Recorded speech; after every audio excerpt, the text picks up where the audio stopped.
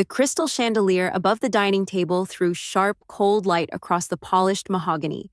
Laughter and the clink of champagne glasses filled the air, but not the warm kind of laughter.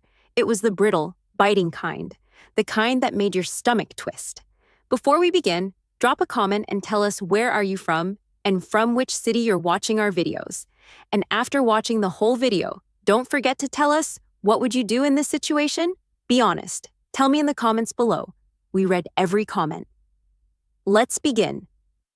I sat at the far end of the long table, fingers wrapped around the stem of my untouched glass, forcing my expression into something neutral. If I reacted too soon, I'd give them the satisfaction.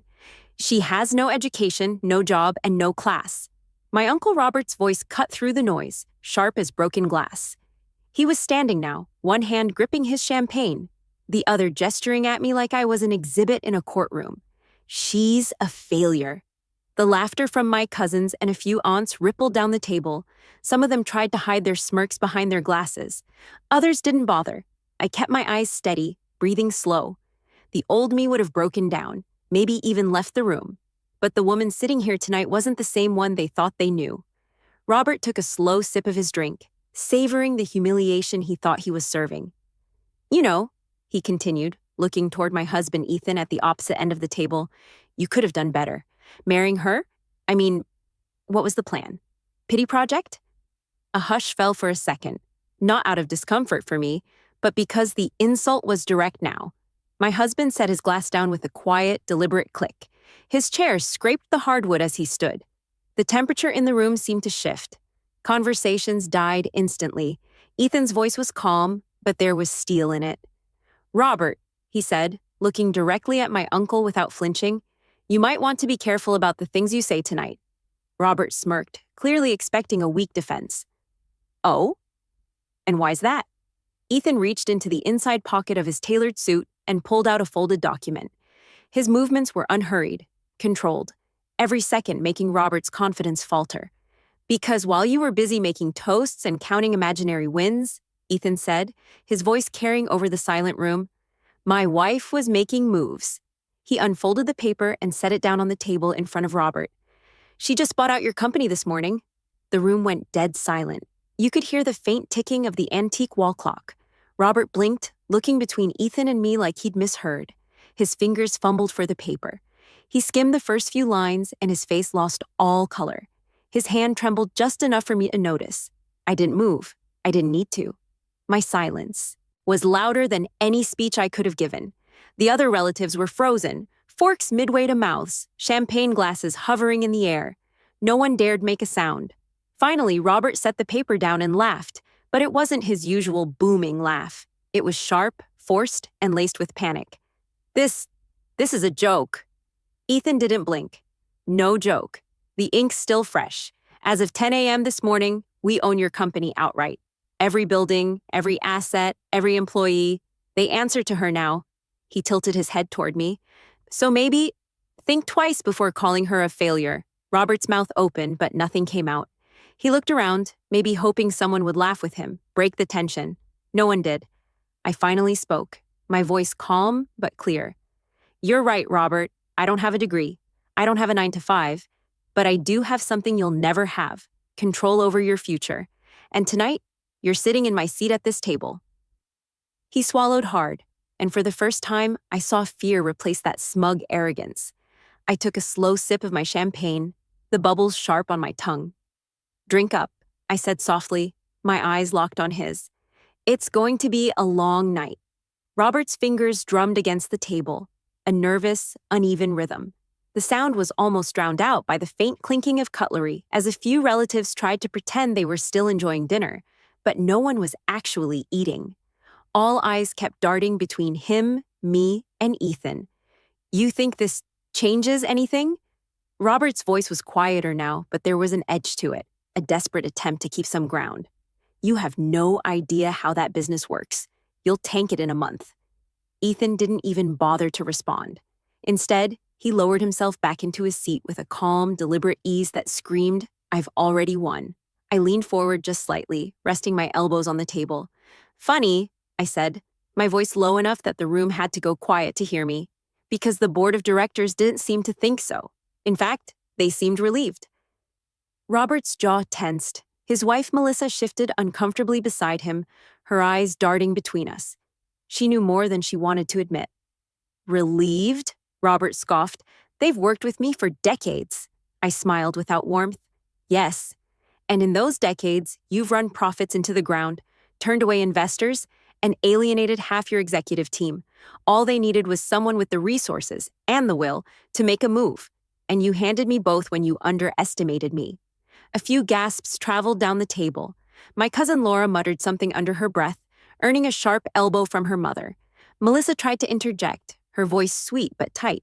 This is a family dinner. Maybe we shouldn't— No, I cut her off. We should, because for years, Robert's been making these dinners his little stage.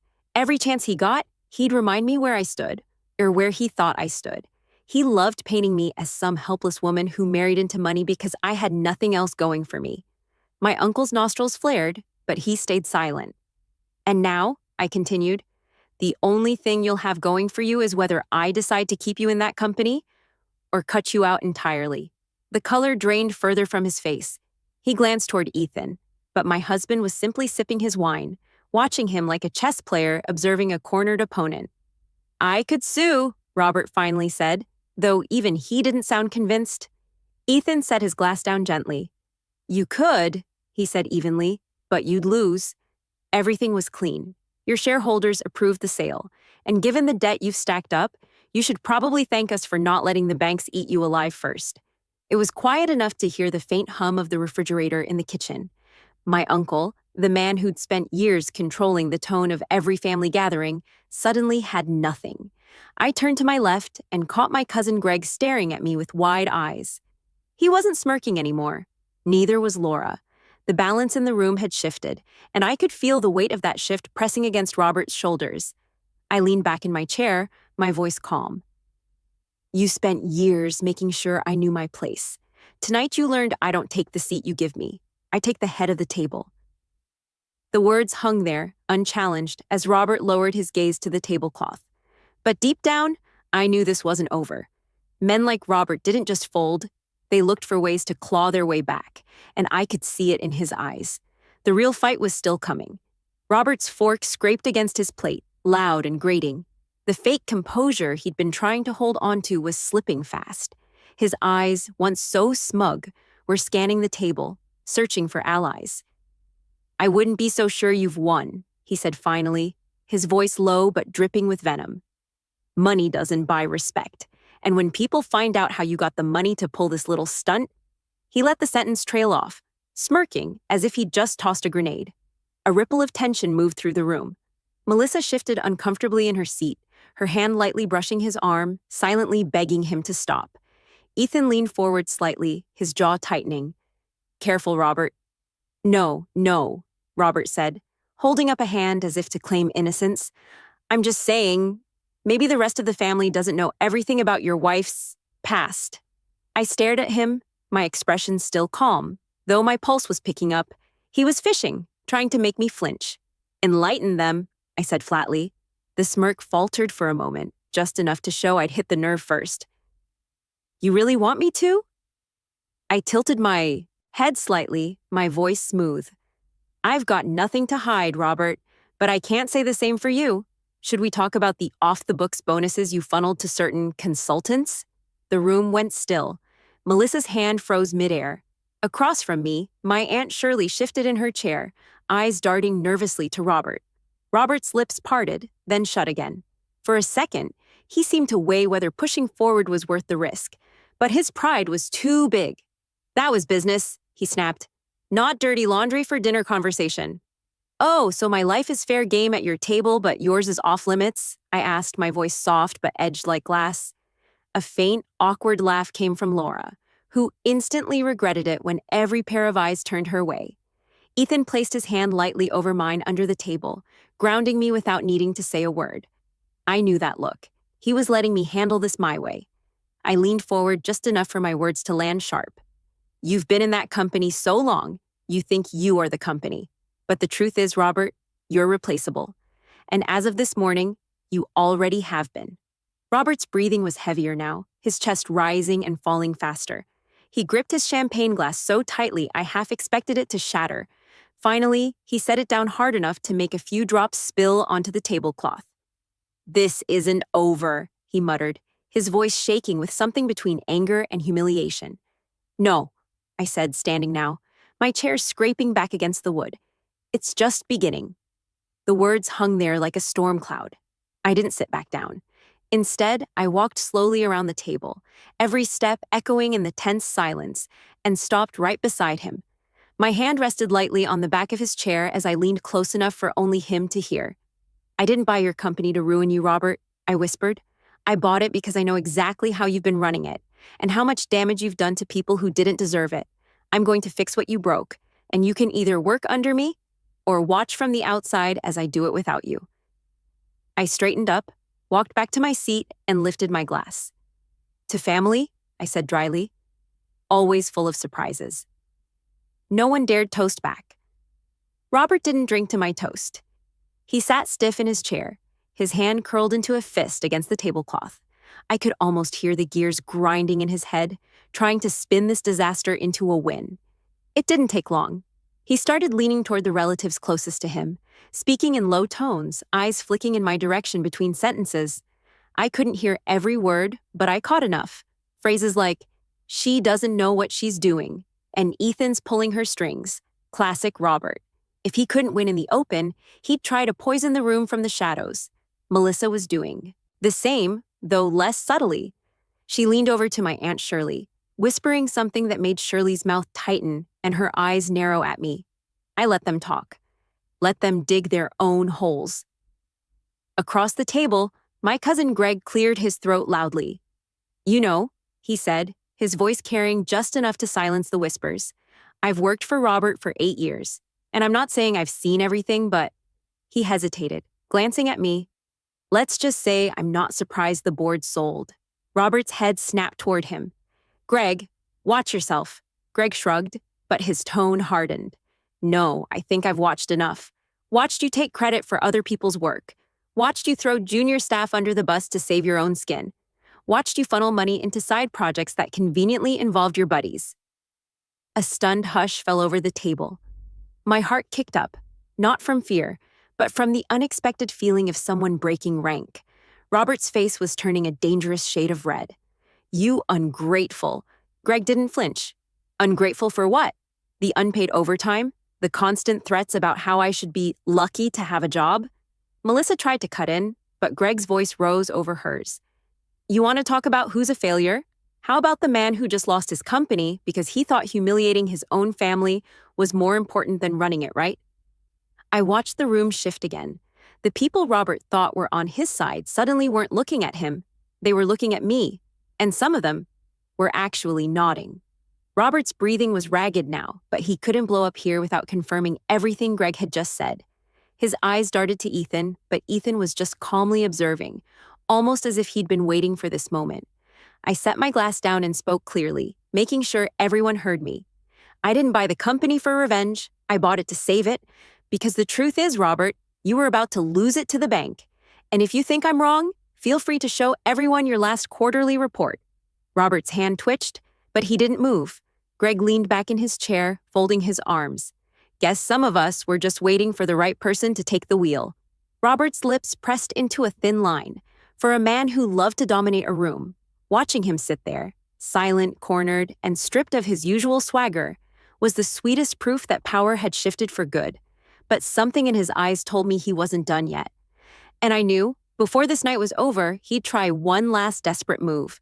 Robert's silence didn't last long. I could see the way his jaw worked, the faint twitch in his temple. This was a man who couldn't stand being cornered, who lived off controlling the narrative. Losing that control in front of his own family, it was eating him alive. The dining room felt heavier now. Even the air seemed thicker, charged with that electric tension before a storm breaks. And then, just as I expected, Robert made his move. He pushed his chair back sharply, the legs screeching across the polished floor. "You all think she's some hero," he spat, pointing a finger in my direction. "But let me tell you who she really is." Melissa's hand shot out to grab his arm, but he yanked it away. "She didn't earn that money. She didn't build anything. She married into it. She's nothing without Ethan. A few relatives shifted uncomfortably, but Robert barreled on, feeding off his own anger. And now she's parading around like she's some corporate savior? Please. This is all a game to her. She'll run the company into the ground in 6 months. I let him talk. His voice was loud, almost frantic now, his words spilling over each other. He thought the volume would mask the desperation. When he finally paused for air, I stood slowly, my palms resting lightly on the table. Are you finished? My voice was low, but it cut through the room like a knife. Robert sneered. Not even close. I nodded once. Good, because now it's my turn. I walked around the table, not rushing, each step echoing in the silence. Every pair of eyes followed me until I stopped beside Robert. You've made your opinion of me very clear over the years, I said, my tone calm but sharpened by something colder. You've called me useless, weak, a mistake, and I took it. I let you say whatever you wanted because I knew something you didn't. I leaned in slightly. That every insult, every attempt to humiliate me, every time you tried to keep me in my place, was building the fire I'd need to take everything from you the day I decided I was done. His face was inches from mine, his nostrils flaring, but he didn't speak. I straightened, my voice rising so everyone could hear. You're right, Robert. I didn't have the money to buy your company on my own. But what you've never understood is that success isn't about doing it alone. It's about knowing who to trust, who to work with, and who to cut loose. And tonight, you just made the last one very easy for me. I pulled a second document from my bag and placed it in front of him. This is your termination letter, effective immediately. A collective gasp rippled through the room. Melissa's hand flew to her mouth. You can collect your personal items tomorrow, I continued. Security will escort you out. And before you threaten to sue again, this too was approved by the board. You've been voted out. Robert's hand hovered over the paper, but he didn't pick it up. His chest was rising and falling fast, his eyes darting around the table as if searching for someone to step in. No one did. Greg broke the silence with a low whistle. Guess that's checkmate. Robert's chair scraped as he stood, his hands clenched at his sides. For a second, I thought he might explode. But instead, he just muttered something under his breath and stormed out, the heavy front door slamming behind him. The sound echoed for a long moment before anyone spoke. Melissa slowly stood, her face pale. I should go after him. She gave me a quick glance, half fury, half fear, and followed him out. Ethan rose from his seat, walked over to me, and placed his hand on the small of my back. His voice was quiet enough for only me to hear. You handled that perfectly. I exhaled, realizing only then how tense my shoulders had been. As I looked around the table, I saw it, those subtle shifts in expression. People who had once seen me as the quiet outsider were now seeing me as something else entirely. Not a failure, not a pawn, a force. I picked up my glass, the bubbles catching the light, and raised it slightly. To new beginnings, I said. This time, every single glass lifted in return. And for the first time in years, I left a family dinner with my head high and my heart steady, knowing I'd finally taken back the power they never thought I'd have.